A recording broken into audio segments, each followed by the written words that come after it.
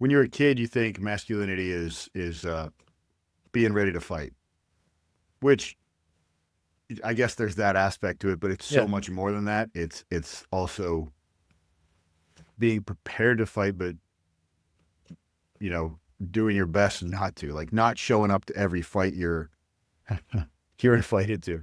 I mean, ultimately, I am her protector. I'm her model for what she should seek out in a husband, and I'm her model for how a man should treat a woman. And it's a lot. I'm not telling you anything you don't know, man. It's a Yeah. lot of pressure. When my son was born, he was our first, right? He's 6, and I remember the moment making eye contact with him. Right, that moment of eye contact, they say he can't see anyway, but it seemed to last forever, Mm. and it was just a proud moment, a moment of a lot of pressure, thinking about I'm his model for what he needs to be. Yeah. And, realizing that it's very important that I be a hypocrite and say, don't do this because I've done it. But when she was born, man, I bawled. It was a completely different but equal pressure, Yeah. you know? But she is just, she's great. Welcome to the Daughter Podcast, where fathers become everyday heroes in their daughters' lives. Grow, evolve, and lead with love. Here's your host, Oscar Pena. Hey, everyone. Welcome back to the Daughter Podcast. Oscar here, your local growing girl dad, back again. And now with a friend of mine, Mr. Brandon. And we're going to discuss a bunch of things. We're going to discuss being a girl dad. He also has a son. We'll discuss the perspectives and the differences in there. And we're going to discuss masculinity and what that means in a world like today. Brandon, man, how are you? Yes, sir. Doing well, man. How are you? Good, brother. Thank you for being here. Thanks for spending a little bit of your Sunday with us today. I know it's tends to be the family day, and we're hoping to steal just a little bit of your time to drop some of that wisdom with us and then get you out of here. Not a problem, man. Yeah, we already got church in this morning. The kids are at a play date, so I had some extra time, so love to spend it with you. Well, I greatly appreciate it. If you guys haven't found Brandon online, that'd be weird because he's literally everywhere. When I started, we were talking before, Brandon. I typed in your name and there was like a bunch of stuff all over the place. So once I did that, as you know, the algorithm got a hold of it and it took off. And it's been awesome to kind of follow you through your coaching and the words you put out and essentially the product you're putting out for men. So give us a little bit about Brandon and what's going on with you, and then give us some of that crazy story you got, they got you to where you are now. Not a problem at all, man. So I am a believer, a man, husband, father, and a coach. I think it's really important to say them in that order because I think I'm best at one when I'm good at the one before it, right? I've been coaching since 2001, so almost a quarter century now. Went in the Marine Corps right out of high school. I left for boot camp 4 days after graduating. Nice. Before you can get yourself in trouble. So, yeah, I always say the Marine Corps is the best mistake I ever made because that summer I was away at boot camp. I had everybody's telling me, enjoy your summer. You're gonna regret it. That summer I was away at boot camp. I had friends in one of two categories. They either died or they went to jail. And oh, geez. I would have been likely in one of those categories. So, right. My first 2 years, I served with a special operations group out of Norfolk called Fast Company. Mm-hmm. Went to the Middle East with them. Met some of the, best people I've ever met in my life. I'm actually heading to DC next weekend to celebrate the Marine Corps birthday with a bunch of those guys. Very cool. Some of them I haven't seen since '99. Some of them live here in San Antonio, so I get to see them on a regular basis, but very fortunate for that. Got into coaching, training, whatever you want to call it, shortly after that. That was in the DC area. Started training, coaching up there. Worked for a couple different gyms. Eventually in 2003, I started with Lifetime Fitness, moved up into management. They started moving me around the country. I became the guy that would go, quote unquote, fix personal training departments. Landed in San Antonio, with them in 2011. Been here ever since. Separated from Lifetime in 2014. Went on to my own. Started doing, opened my own coaching training business then. Since I moved around, since I started moving with Lifetime in 2009, I've been doing online coaching since 2009 because I had some clients that when I would leave, they just insisted on sticking with me as a coach. So my longest standing clients I've actually been working with since 2003. Crazy. Yeah, they're great people. They now live out in Albuquerque, and see them twice a week. Right. Hey, if you enjoy the Daughter Podcast, you'll love what we've got waiting for you at daughterpodcast.com. As soon as you visit, you'll be prompted to join our new email newsletter, a resource packed with valuable insights, practical tips, and powerful perspectives straight from our podcast episodes and incredible guests. Don't miss out on the chance to join the community and strengthen your journey as a father. Visit daughterpodcast.com today and subscribe, because great dads never stop growing. I was really fortunate early in my career to have some, that first Lifetime I worked in. Funny story. When I started at that gym, I was working in Fairfax, Virginia. Fairfax, it probably is close to it, if not still, at that time, was the richest county in the U.S. I was dating this girl that I moved to that area to be with, and then that didn't work out. I was renting an apartment from her parents. I was paying like $300 a month. Even back then, that was ridiculously cheap. Yeah. So after we broke up, I was like, I just started with Lifetime, which was a better opportunity than I was working at Bally's before that. So the first 2 months I was working at Lifetime, I was actually sleeping in my car, was the point of that story, because I couldn't afford an apartment in that area. So I was a homeless vet for about 2-3 months, something like that. So, I mean, I dug in. I was like, I have to make this work.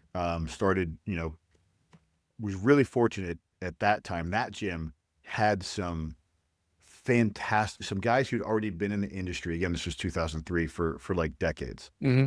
I'm talking about competitive Olympic lifters, guys who'd been in world-class competitions. One guy who won silver in Sydney in 2000, I think it was. Okay. Some guys who went on to coach big college programs. Some guys who'd already been running phenomenal high school programs in the DC metro area. And so this is when CrossFit was first becoming a thing, and like BOSU had just become a thing. Everybody was all about stability training. And these are the guys that taught me, look, if your client wants to do that, if you have somebody who wants to do some stability training, for some reason that's something they want to be able to do, awesome. Get them there in a safe manner, but make sure you make them a better athlete for their sport. And for most people, especially parents, it's the sport of life, right? For sure. And when you get injured in a sport, you're sidelined for a bit. And an off season can be really beneficial for you. Yeah. You know this, man. There is no off season in parenting, right? No. So it's really important. Like I was, again, so fortunate early in my career that they taught me the true, like, basics of strength and conditioning, and how you start there and then you move into that other stuff. And to get to the story you're talking about, my sport at that time, like I got into boxing. I fought in the Virginia State Golden Gloves, and I, before, young and stupid, entered a couple tough man competitions. So I wanted to train for pound strength. I wanted to be strong, but as light as possible, and agile and athletic. So that's what I still train for that now. I've put on a little more size because it helps being a dad having that. Yeah. But I still like to train for speed, athleticism, and as a boxer would train. And what comes with that is everything I talked about: ligament and tendon tensile strength and increased bone density. So that's where we get to the story you're talking about. In November of 2017, so it's coming up on 8 years ago. It'll be 8 years already. Wow. I was this was before kids, living in downtown San Antonio, coaching at a couple of CrossFit gyms. November 19th, 2017, I can tell you exactly the workout I did that day. Heavy squats and a workout called Power Elizabeth. So I worked up to 405. I probably could have got somewhere between 435 to 455, but my program said 405 that day. That's what I hit. 5 singles of 405. And then I did Power Elizabeth. And at 40 years old, my birthday's in July, so I'd been 40 for 3 months. I was outperforming the 20-year-olds in the gym. Nice. The next day, November 20th, 2017, loading my dog into the back of my Jeep to take her to her chemo treatment. Some kid came along driving his dad's truck. He was high off his ass, hit me and pinned me between the front of his truck and the back of my Jeep, crushing my right leg. Jeez. Yeah. So November 19th, squatting 405. November 21st, my workout was taking 10 steps with a walker. Now, here's I still have the rear bumper from that Jeep, and it's got my leg print in it. That's My wife crazy. was working in Austin that day. I was taking our dog Piggy to her chemo treatment. The plan was to drop her off. I go coach clients, train classes, and then my wife, when she comes back from Austin, pick her up. Mhm. So I had to tell her, the plan is shifted, right? Yeah. So I had to call her. And the drive from Austin to San Antonio, 35 still to this day, is always under construction. It's a Always. horrible, frustrating drive. Yeah. So I didn't want to stress her out, but I knew I needed to call her. So I call her and she answers the phone. She's like, "Hey, babe." I'm like, "Hey, I was in an accident," is what I told her. I can't take Piggy to the vet, the hospital. Right. So she'll be in the apartment. Just come straight home. She's like, "Okay. You need anything?" I was like, "No." She's like, "Okay, well, take it easy on the other guy. Never forget." Yeah. And we hung up, right? And so the paramedics show up. Wait, you did this as you're still like laying in freshly. the street. Yeah. Again, man. So I'm a infantry Marine. I was about to say, there's nothing more Marine than that right there, brother. So here's the deal. I was supposed to drop the dog off and then go coach a class at my buddy's gym. Yeah. I knew I needed to call her, so I skipped this part. I called him first to make sure I could stay calm on the phone. He didn't answer, so I went to voicemail and I said, "Hey, Dan, I was just hit by a car. I'm sorry, I was hit by a truck. I'm not going to be able to coach the 2:00 class. Yeah. If you can get somebody to cover it, thanks." He said he listened to that message and he was like, "Is he fun? Is he joking?" Right? So then I called her after that. And I remember telling everybody, like, the crowd came around. I was like, "I need you all to be quiet." Yeah. Now, the paramedics pick me up and they load me in the back of the ambulance. And this part's a little tough. They're they assess and they think my leg and my hip are broken. Mhm. Just that's what you expect to happen there. Mhm. So they put me in the back of the ambulance, and I'll never forget the one guy. This is what it is in the Marine Corps when you get hurt. They always say, "Drink Motrin, take water," Yeah. right? Or drink Motrin, eat water, right? The drink water, take Motrin. Right. Early on, I always learned to say, I don't want to take that stuff. I don't want any painkillers because I want to develop a resistance to it. I want it to work when I need it. Yep. So they put me in there, and the paramedic goes, "Hey, you want me to give you something for the pain?" And I said, "No, man, I don't take that stuff. I want it to work when I need it." And they looked at each other. They kind of chuckled. The guy goes, "Hey, man, I think this is when you need it." And I was like, You're right. So everything was just running on default mode. Yeah. Right. And so I lay back. I don't know what they gave me. They gave me something for the pain. And then he's like, "Okay, we're going to call your wife and tell her where we're taking you. And I remember like getting foggy and trying to be like, "Okay, just don't tell her." And so they call her from my phone. And so she's starting the drive back to San Antonio. She's my number come up. She's like, I can, she probably answered the phone going, "Hey, babe." And then she hears, a guy's voice, "Hey, this is I'm a paramedic with University Medical. This is what happened." And so they tell her my leg and my hip were broken again, because that's what they assessed. And so Yeah. she had to drive back that horrible drive, Yeah. go into the emergency room to meet me there. And that was, that's still rough. But, we get there. The emergency room, I don't know if you've ever been admitted to one. It was absolutely crazy. I spent a week in the ICU. Wow.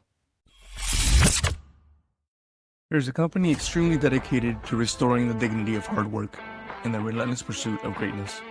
That company is Fuel Hunt, and I am honored and humbled to have them as our sponsor.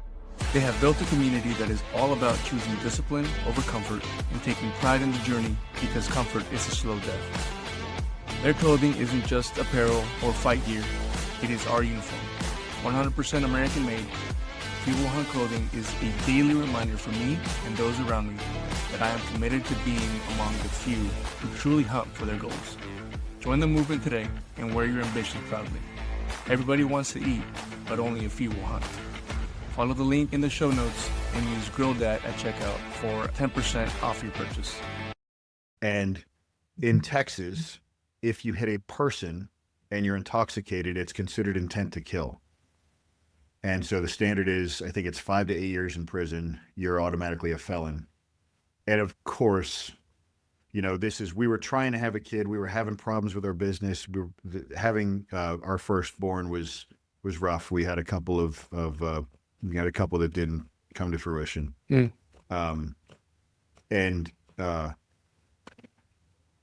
So life was already pretty rough, and then this happened. And of course, my first response was, yeah, fucking bury that kid under the prison. I don't care. Yeah, right. Yeah. But then I can't move. I am in this bed where my right leg was crushed. No broken bones, though. That's something I skipped over. 3 severe bone bruises, severe crush syndrome, all the muscles in the right leg, torn MCL, but no broken bones. How does that work? Because of my strength practice, right? Like I said, it increases bone density, right? Okay. So you can feel, I've, had a massage since, and I've always got to tell them, and they're like, yeah, your bone is in your right leg is shaped differently, right? Okay. So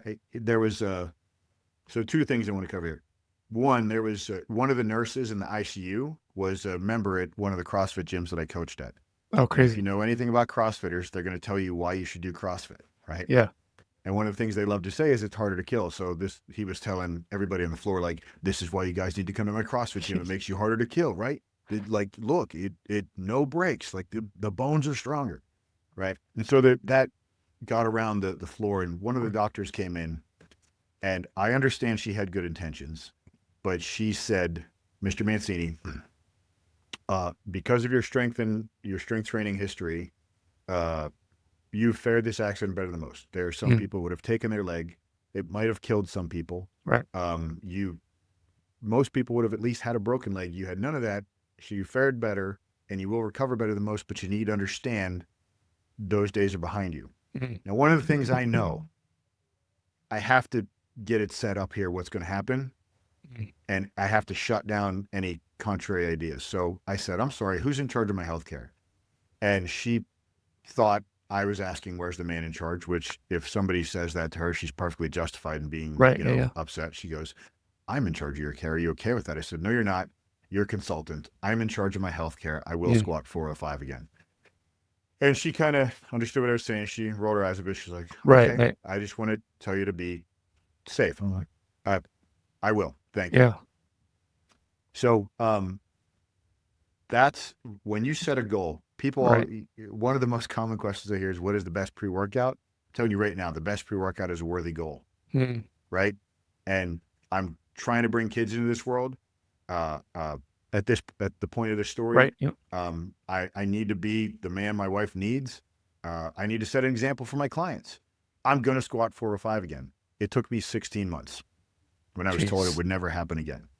So that's the first moral I like to impress upon people from the story. The second one is what I was talking about with the young man. Again, my first impression, my first idea, bury him under the prison. I don't give a fuck what happens to him. But then, again, I'm trying to bring kids into this world at this point.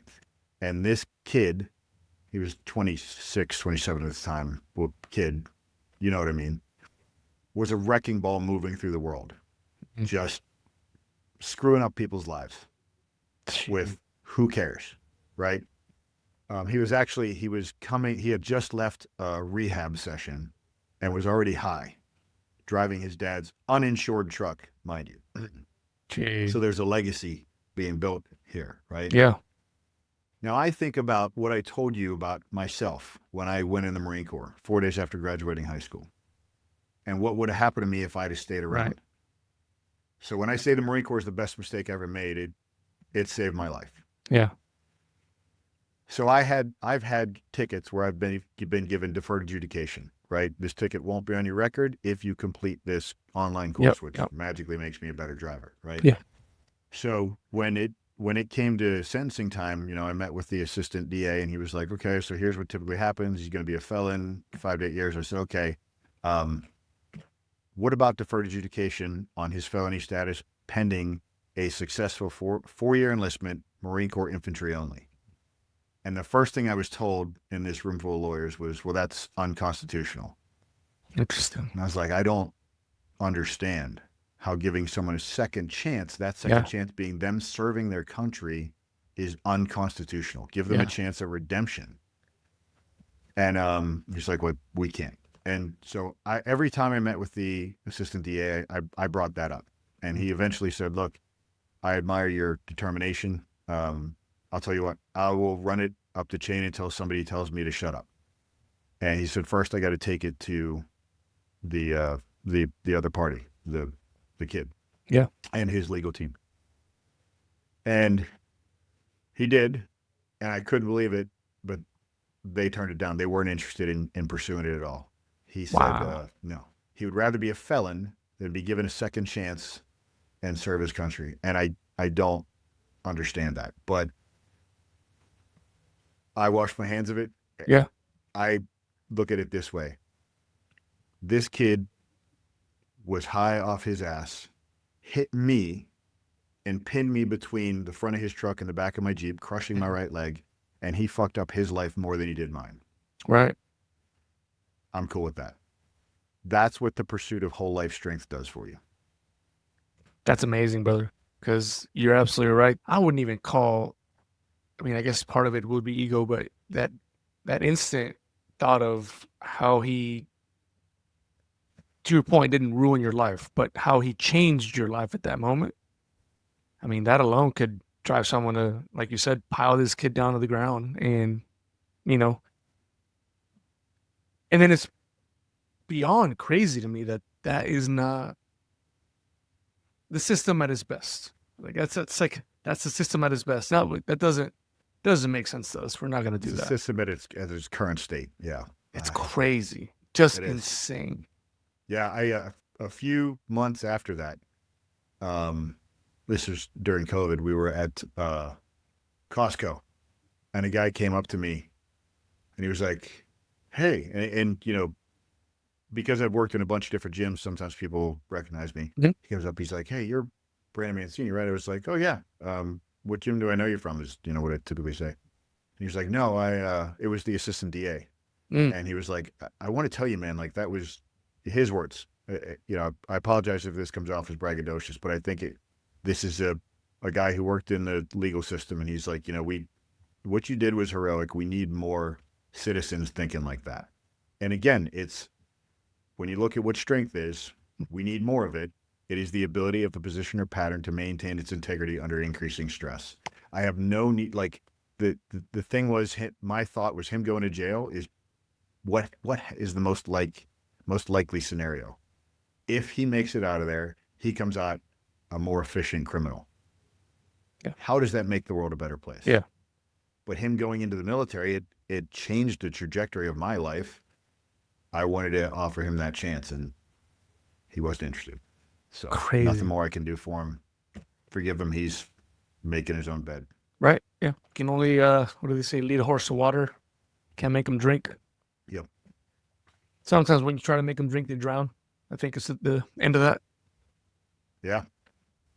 So this takes us all the way into, obviously, the fruition of 16 months of work and back at the gym and essentially, I'm assuming, coaching again at that point. Is that correct? Yeah. Yeah, absolutely. Yeah. A nickname I picked up along the way was the real life Wolverine. Actually, one of my Instagram handles is a real life Wolverine. Yeah. Because of the no breaks when I was in the ICU there. Yeah, 100%. I was in ICU for a week. And then in the rehab after, man, I dug into everything. I was reading every single paper on athletic rehab and getting back to performance level that I could. So when I was going through physical therapy, one of the physical therapists made the statement again, like, man, you're like a real life Wolverine, you're healing. Mm-hmm. And this was before I had any, like, there weren't peptides in the market. Yeah, I know right. a lot of people are doing that stuff right now. I don't know enough about it to speak on it, Right. but it is, this was not any of that. It was all nutrition, supplementation, intelligent exercise approach. And yeah. Crazy. Hey, if you enjoy the Daughter Podcast, you'll love what we've got waiting for you at daughterpodcast.com. As soon as you visit, you'll be prompted to join our new email newsletter, a resource packed with valuable insights, practical tips, and powerful perspectives straight from our podcast episodes and incredible guests. Don't miss out on the chance to join the community and strengthen your journey as a father. Visit daughterpodcast.com today and subscribe, because great dads never stop growing. So, just so I understand, you guys were trying to have kids before this craziness happened. Yes. Obviously, this is putting a pause to that, right? Yeah. And then, so that was 2017. 16 months later, don't make me do math. You're back at the gym. What is that? What are you looking at year wise? It's like So it's, 2019. 2019. Yeah. Yeah. 2019, early, was it February 2019? I hit 405 again. Yeah. Yeah. Okay. So then your son's coming here soon then, because your son is 6, Yep. right? He's turning 7 this January. Okay. Yeah. So your wife obviously has a real life Wolverine at home. It's got to be sexy. So then your son finally gets here. Yep. Talk to me about that. I mean, now, you guys were having issues before, and now you're becoming a father. What are you thinking now? I mean, it's. I mean, I don't work with, but I'm much more thinking about longevity, right? Okay. I think, let's say I'd had kids before this happened, I don't think I would have chased the getting back to 405 squat as aggressively, right? Like, but the like, that was the thing I did the day before that arguably was my pursuit of training that way was the reason I fared the accident so well. So, like, the desire to get that back, was, I chased it very aggressively. Like, it was all consuming, right? My own training, I was telling you, I was digging into all the research on post-injury rehab. Now, like, my training is much more about longevity, right? So I mentioned earlier, the best pre-workout is a worthy goal. Mm-hmm. There's 3 goals that I help my clients build. Most people come in with I want this person's abs, this person's arms, this person's legs, right? To look like somebody else. And usually it's not even a real person. It's a character that an actor plays. That actor looks like that for a couple of weeks, right? So instead of that aesthetic look, like, I tell people, we need to set a presence and identity goal. What do you want your character? What do you want your reputation to be, right? And it's, I am the guy who shows up for what's important, right? For me, right? So it's fitting that idea of the real life Wolverine, right? I am the guy who's there, who's reliable, and speaking the truth.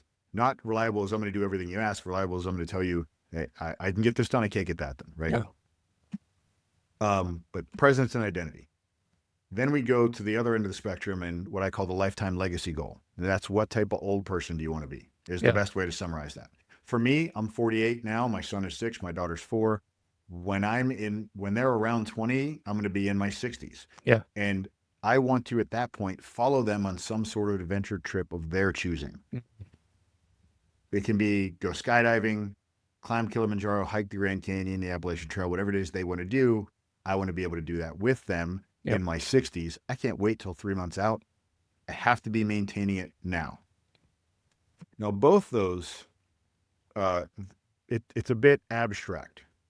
So the one that pulls those together, after you have those two, Then you set what I call the empowering goal. And that Okay. is in the next 3 to 12 months, what sport, activity, hobby do I want to do for the first time or get back into or get better at? Mm-hmm. And we train for that, right? And for me, that's in March, there's a Spartan race down in Houston. My wife and I are going to go run that. We ran them before kids. I ran one after my accident with one of my Marine Corps buddies on the Marine Corps birthday up in Boston as like another part of the comeback trail. Mm-hmm. That was almost a year to the day after the accident, a little under that. So, and then also I would like to get back into sparring at least once a month. I still hit a bag when I can, but getting back into a sparring ring. So those are my empowering goals. The best pre-workout is a worthy goal. The reason that three goal framework is important is because the aesthetics become a side effect. Right. Right. Now, in an emergency situation, nobody fixes their hair. Yeah. Right. Right. When I was laying on the side of the road after that accident, I wasn't like, "Does my hair look okay?" No, you focus on the basics. What's important? Right. I need to make this phone call. Okay, can I make this phone call? Make the test call to my friend. Mm-hmm. Then call my wife. Hey, here's what's going on. Give her, not want her to panic. The information she needs. So, when life gets tough, if all you have is the goal of a 6-pack, Yeah. Right. yeah, you're not going to pursue that. But if you have something where you feel yourself getting better, stronger every day, and you have this presence and identity goal of I'm the person that shows up, you have to do that for yourself first. Mm-hmm. And you have that lifetime legacy goal of I'm going to be there for my kids in the golden years. Yep. I'm not going to be like these people who can't walk around. They can't be there for the kids. You have those three, you have a framework that keeps you on track. Mm-hmm. There's a company extremely dedicated to restoring the dignity of hard work and the relentless pursuit of greatness. That company is Fuel Hunt, and I am honored and humbled to have them as our sponsor. They have built a community that is all about choosing discipline over comfort and taking pride in the journey because comfort is a slow death. Their clothing isn't just apparel or fight gear, it is our uniform. 100% American made, Fuel Hunt clothing is a daily reminder for me and those around me that I am committed to being among the few who truly hunt for their goals. Join the movement today and wear your ambition proudly. Everybody wants to eat, but only a few will hunt. Follow the link in the show notes and use GrillDad at checkout for 10% off your purchase. How much urgency did you feel change when your kids did get here? Was there an urgency that it's like you had these goals, you were thinking of these things already, but then boom, he's actually here? So I started talking about this earlier, but I don't think I finished the thought. I'm more focused on that to talk about that lifetime legacy goal on that long term, right? I want to walk my daughter down the aisle when she gets married. I want to do an adventure trip when they're in their 20s. I want to be able to keep up with them. So again, I would not, if I had kids before the accident, I don't think I would have pursued that 4 or 5 because that's a bit ego, right? It's not an aesthetic, but it is. The visual of squatting 405 pounds at, what I was at 42 at that point. Right. Or no, whatever, 41, 42, something like that. Right. I'm 48 now, so I can't remember. Is a bit, there is an aesthetic to that, being able to see somebody do that. So I don't do as much barbell work, right? I am working in I do work with a barbell, pretty regularly, but I'm not pursuing those big numbers. I'm thinking long term. I need to maintain my athleticism. I need to be able to move. I need to, be able to keep up with the younger people. Yeah. Well, something that we talked about before is that warrior in a garden, not a gardener in a war, right? Yeah. And it sounds like you've created yourself to do that, or you allowed yourself to do that, right? Be ready for all these different things. When you and I talked a couple weeks ago on our phone call, we talked about this view of a dude, masculine dude, and how current situations or current society, I guess I don't even know how to name it now because it just seems to change all the time. Sees a lot of what you're talking about right now as toxic traits, right? Yeah. I bring this up because this is something that's always been in my mind, especially when I talk to coaches and trainers. A lot of people, more lately, will pay you to help them hone these toxic traits of wanting to live 405. I'm sure you have clients that's a goal. Maybe they don't have a kid, they don't have whatever. This is their goal, and that's fine. They have a goal, right? And it's just interesting to me. So I'm bringing that up because it started to roll in my head as you were saying all these things. And then also thinking of like, now you're becoming a father. Now, not only do you have a son, now you have your daughter, and you're emulating all the things that I would assume you're going to attempt to instill in them as well. Mm-hmm. But it's been a topic of discussion, I think, now within the last few years that luckily is, I think, going in the right direction. But how do you start coping with those things? Because as far as I'm concerned, these traits that are vilified lately literally got you to where you are right now. Yeah. 100% literal, right? And one thing I always argue with people, literal arguments, is you can't just put toxic and masculinity in the same shoe and not say toxic femininity or toxic whatever, because to me it's just people. You're a person, I'm a person. You want to be toxic, we're not going to get along very well, right? Yeah. So talk to me a little about that, but then help me understand specifically with your daughter how you're going to approach these, or how you have been approaching these. She's 4. Yeah. I have a 5-year-old. One thing I learned probably way too late, like with my first one, literally from the time I could like talk to her, I was like, I'm going to do this lesson. We're going to teach you about this. And that doesn't necessarily work that well. No. I've noticed, right? And now I have my 5-year-old. Obviously I'm better at it now than I was my first. But just talk to me about that a little bit, because that's something that has been important to you to discuss in many different platforms and avenues. And I think it's important to discuss here specifically as we start talking about your daughter and your relationship with her. Yeah. So a couple of things there. A couple of times in most recently, a few weeks ago, my wife and I have been together since we met in 2002. Started dating in like 2003 and been living together since 2005, right? Got married in 2011.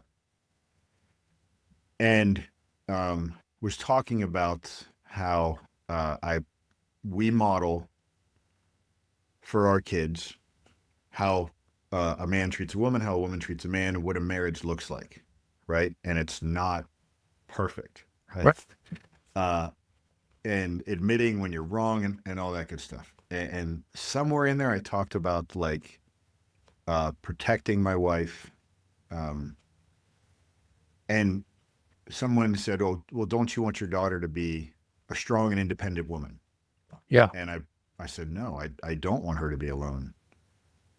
I want her to be a strong and dependable." Wait, I'm sorry. I don't know if I said, they asked, "Don't you want her to be strong and independent?" Yeah. I said, "No, I don't want her to be alone. I want her to be a strong, dependable woman." Right. And I want her to find a strong, dependable mate. And that is what I'm talking about. That's what my wife and I model. My wife is a strong, dependable woman. And she takes care of me in certain ways. And I do my best to be a strong, dependable man. And I take care of her in other ways. And that is why, again, we've been together for over 20 years, married since 2011. And, have done some incredible things together. So it's teaching her to be an identified dependent or dependability, not dependence, dependability. Does that answer part of it? That absolutely does. And it's something that you and I talked on the phone, because I I just talked to another person I interviewed recently on the show about our conversation, our conversation, about how Nice, man. for the longest time, I was like, I would say that, hey, I've got 3 daughters. I want them to be strong, independent, and be able to do everything for themselves, blah, blah, blah. You just name it, check it off, it's all there. And then you and I talked, and it's just like, I sat here almost in awe. I'm pretty sure I stopped listening at some point because I couldn't get it out of my head. I'm like, I've been saying this the wrong way this entire time because my feeling is exactly that, right?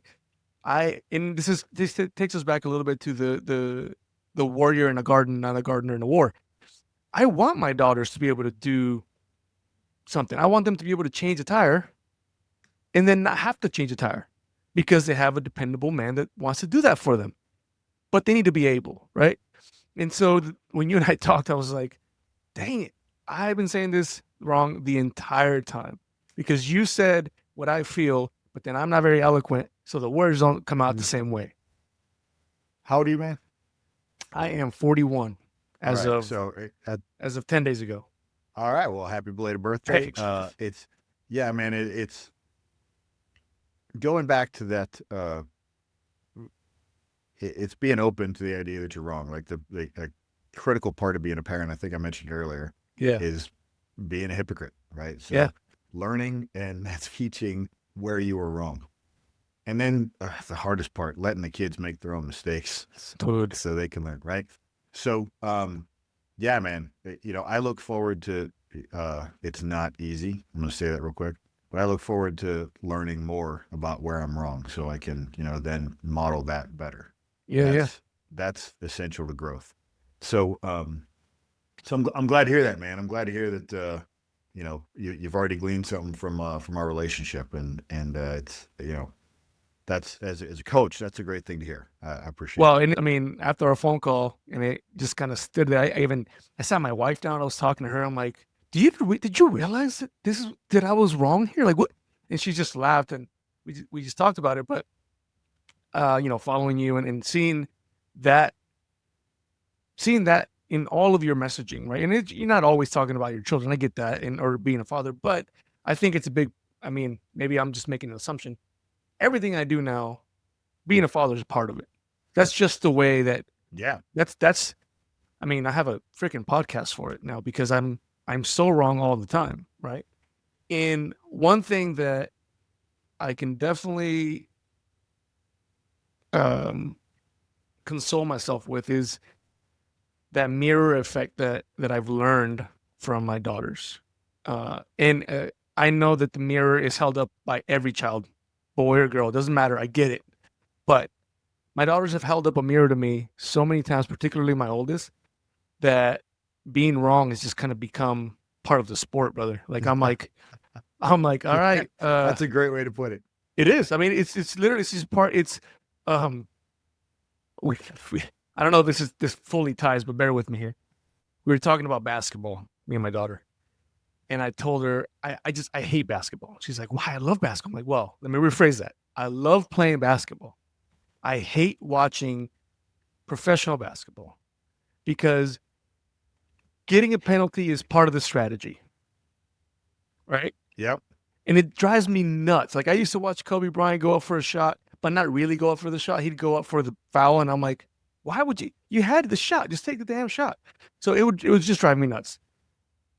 It's a game, man. It's a game, exactly. Yeah. And so when I look at what we're talking about, I'm like, okay, so part of the strategy for me, legitimately, this is, if you guys have not been listening up to this point, if you go back a couple, you'll realize why I'm saying this. Part of the strategy for me has been, where do I apologize? And it's not because I'm okay with being wrong, but at the same time, it is because I'm freaking learning. Like I have a 13-year-old, I'm a dad of 3, and people are like, oh, they tell me about this with my 5-year-old. They're like, oh, you got this down. I'm like, dude, you have no freaking clue. Like I've got nothing down. Yeah. It's a changing game. But back to what you said about when we were talking about the independent versus dependable. Yeah. I'm certain that you were verbalizing it a certain way, but you just found the words that probably matched better to what you were living, right? Probably. I'm certain you were teaching your daughters dependability, and we could probably like I think about, my wife made the joke that she recently, a couple weeks ago, took the kids to Houston to visit her parents, and when I was talking to her on the phone, she's like, "I had to fill the tank." I was like, "What do you mean?" She's like, "I can't remember the last time I pumped gas." Right? So it's You're just like, it's you're little, welcome. yeah, right. So it's little things like that, that I'm sure you already doing, right? Yeah. You just you found better words to match with your actions. So No, and you're absolutely right. But I don't think I don't think I married it. No pun intended. I yeah, don't think I married it. Like, I 100% want my children to be dependable people. 100%. Right? And we talk about that. Hey, if you say something, you do it. If someone needs help, you be there to help. Like, if your little sisters need something, you help them first. Like, always being dependable. But I didn't marry it to the partnership side. Right? So like I would put this stop, and then on this side is like independent. You're an independent person. You're gonna be able to do all the things by yourself and for yourself and blah blah blah. And then over here, I'm like, yeah, let's be dependable. so here's the brings it to, again, I talk about like whole life strength. Here's where it comes to like your whole life, more than just the marriage. Like the marriage is the center of it. What I tell my clients is, when they're talking about, one of the first things I talk to people about if we're going to be working together is support system, right? Because even if I'm meeting with somebody 4 times a week, which is a lot, they're still 148 hours in a week, whatever. I can't remember from the head. So who they're surrounding themselves with is important. So, but I tell them, look, you don't have a support system. You are part of a support system. So if you're not getting the support which you want, have you verbalized expectations and boundaries to that support system? And then are you contributing to that support system? Or, are you helping raise the tide, right? So it's, again, strong, dependable, right? And that goes into cultivating that support system. When going back to the example of my accident, after that, like I had just a circle of love and support come around me that my wife didn't leave my side for the whole week I was in the ICU. Um, minus a few times I asked her to go get me some Chick-fil-A or some Whataburger because I wasn't paying attention to diet at this point, right? But people were coming and visiting and making. I had guys, again, the guys I was in the Marine Corps with, some I hadn't seen in over 10 years at this point. Were on the phone with my wife before some of my family members, not because my family was, not there, but they found out first, right? But I had cultivated that support system, right? I love that I have it. I love those people, but I can't ignore the fact that I took a part in forming. So what the strong and dependable is how you live and the expectations and standards you communicate and you hold yourself and others to that standard. Yeah, absolutely. Well, I know we could probably sit here and jab on a bunch of these topics. So we may have to put you on the hook for another. But in the meantime, let me know about that hair that you got on top of your head there, because you said you're 47? 48. 48. Yes, sir. And listen, the other day, yeah. my wife was like, "Hey, is your hair thinning out?" And she's never offended me, I don't think, ever, until that day. I was like, "Are you serious right now?" It hits right here, doesn't it? Dude, I was like, she left. I acted like nothing happened. She's left. I'm like looking in the mirror. I'm like, am I doing this? She got all in my head, brother. So what he So do? my wife has been in the salon and beauty industry as long as I've been in health and fitness. In 2001, we launched a hair care brand called Hair XT. We're the all-natural, drug-free alternative to products like Rogaine and Minoxidil. So these are our products right here. Okay. Hair XT. If you're in Texas, you can find us in the beauty department at HEB. So I noticed my hair was thinning in 2015. I always say I was the victim of an unfortunate Facebook tagging, and I was like, again, man, I never consider myself a vain guy, but I was like, so I started taking these in 2015. I've been taking them ever since. So the vitamins 2 a day, and the topical, you put on your scalp in the morning after you get out of the shower. But if you're unfamiliar, if you're on any of these finasteride, these drug-based products, they are horrible for you. The common side effect that people talk about is sexual dysfunction in men and women.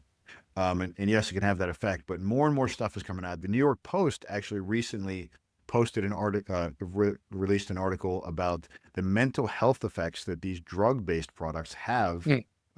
These drug-based hair restore products have on men and women. If you haven't read that, I wrote an article a few years ago, reposted it last year at hairxt.com. It's the top article in our blog. Has links to court cases that it's been proven that those drug-based products are driving people insane. So hairxt.com is our website for that. And you tell me what you want the code to be, and I'll give a 15% off on a one-time order, or 15% off on the first 3 months of a subscription, which is already discounted. You guys heard it here.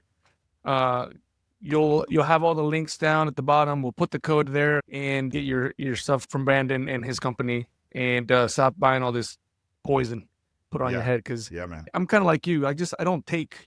I don't say ever, because the body sometimes needs it. But medication of any sort, I try to just stay away from, and I try to figure out how to do it otherwise. If you check out our Instagram, my before and afters are up there. It took me 4 months to really fill it in. What I always say is, when you look at a drug, the purpose of a drug is to disrupt the workings of the body, right? To step in. Our products, pun intended, come in from the root and support that natural hair growth. Yeah, Very cool. hairxt.com. And again, I'll have a discount code for your listeners. Yes, sir. And lastly, let us know where to find you, because I know you're coaching consistently all the time. I don't know how many more you can take, but talk to us a little bit about your coaching business. Yeah. So Brandon Mancine Fitness is the name of my company. My website is bmfcoaching.com. You can find me on Instagram at Coach Brandon Mancini or BMF Coach. I'm BMF Coach on TikTok, Brandon K. Mancini on Instagram. But I do online coaching if you're not in San Antonio. If you are in San Antonio, hit me up. We'll meet for coffee, figure out how I can be of service. I've recently launched an online group coaching platform. It's built in a school community, so I'm offering that for people who want to kind of do it on their own and just be there as a resource. Have weekly calls, go over exercise programming and all that stuff. And it's all built around efficiency. I am not the guy who's going to spend hours in the gym. I don't have time for that. I am not a slave to my workout program. My workout program serves my ability to be there for my wife, kids, and my community. Longevity, yes, sir. That's right. I'm going to be the grandpa that my grandkids don't want to arm wrestle. I'm going to try to compete with you. That's my goal as well. Hey, Brandon, this has been awesome, dude.